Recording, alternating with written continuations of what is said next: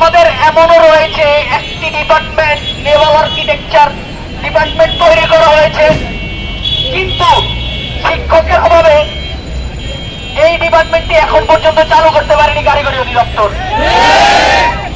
কিন্তু সরকারের টাকা বিল্ডিং ঠিকই বানিয়ে ফেলেছে।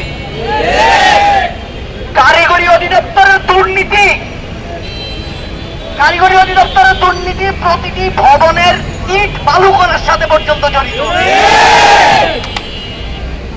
তারা আমাদের প্রশাসনিক দায়িত্বপ্রাপ্ত। আমাদের এই প্রতিষ্ঠানগুলো বিএসসি ইঞ্জিনিয়ারিং পড়ানো হয়। এই কারিগরি অধিদপ্তরের দায়িত্ব ছিল তারা আমাদেরকে এমন একটি অবকাঠামো সম্পন্ন ইঞ্জিনিয়ারিং কলেজে পরিণত করবেন যেন আমরা একটি স্বতন্ত্র বিশ্ববিদ্যালয়ে রূপান্তর হতে পারি। আমরা পূর্ববর্তীতে Rajshahi engineering college, Chattogram engineering college, Khulna engineering college আমরা দেখেছি।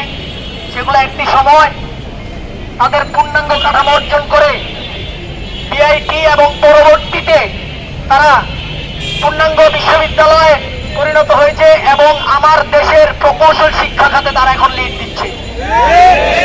কারিগরি অধিদপ্তরের দায়িত্ব ছিল এই ইঞ্জিনিয়ারিং কলেজগুলোতে এমন সঠিক মানসম্মত প্রকৌশল শিক্ষা অবকাঠামো যেন নিশ্চিত করা, কিন্তু কারিগরি অধিদপ্তর তাদের একমাত্র বিএসসি প্রকৌশল প্রতিষ্ঠানে ইঞ্জিনিয়ারিং কলেজগুলা তারা 17-18 বছর ধরে ল্যাব, শিক্ষক, ইভেন রিসার্চ কোন ধরনের বাজেটই দিতে পারেনি। কোন ধরনের এই প্রতিষ্ঠানগুলোতে শিক্ষকদের জীবনের নিরাপত্তা পর্যন্ত দিতে পারেনি। আজ পর্যন্ত একটি অ্যাম্বুলেন্স তারা রেডি করতে পারেনি। অথচ এমনও ঘটনা ঘটেছে ইঞ্জিনিয়ারিং কলেজের শিক্ষার্থীর লাশ ভ্যানে করে নিয়ে যাওয়া হয়েছে।